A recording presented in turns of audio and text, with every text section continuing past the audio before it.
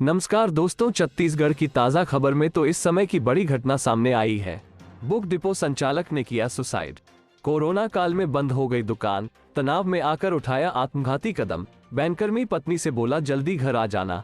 बिलासपुर में book depot संचालक युवक ने फांसी लगाकर सुसाइड कर लिया।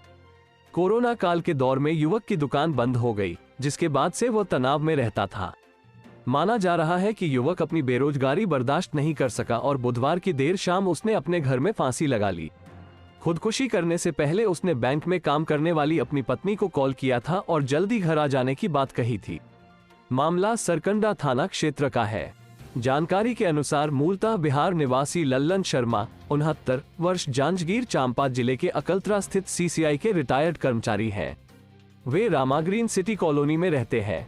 बड़ा बेटा अमित शर्मा बेंगलुरु में जॉब करता है।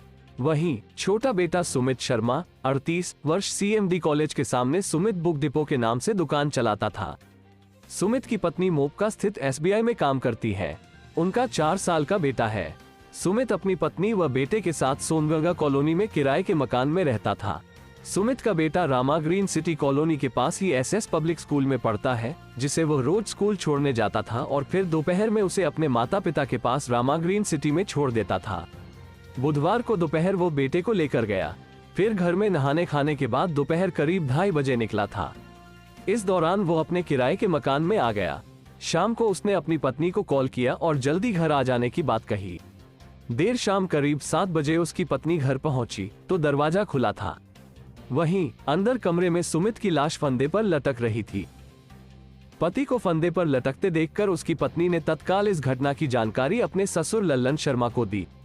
खबर मिलते ही घर पहुंचे परिजन ने आनन फानन में उसे फंदे से उतारकर अपोलो अस्पताल लेकर गए, जहां उसे मृत बता दिया गया। इस घटना की जानकारी मिलने के बाद पुलिस मामले की जांच कर रही है।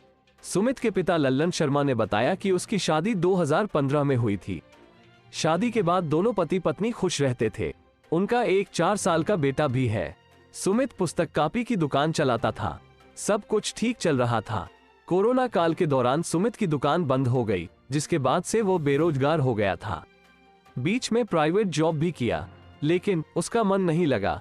इसके बाद से वो तनाव में रहने लगा था।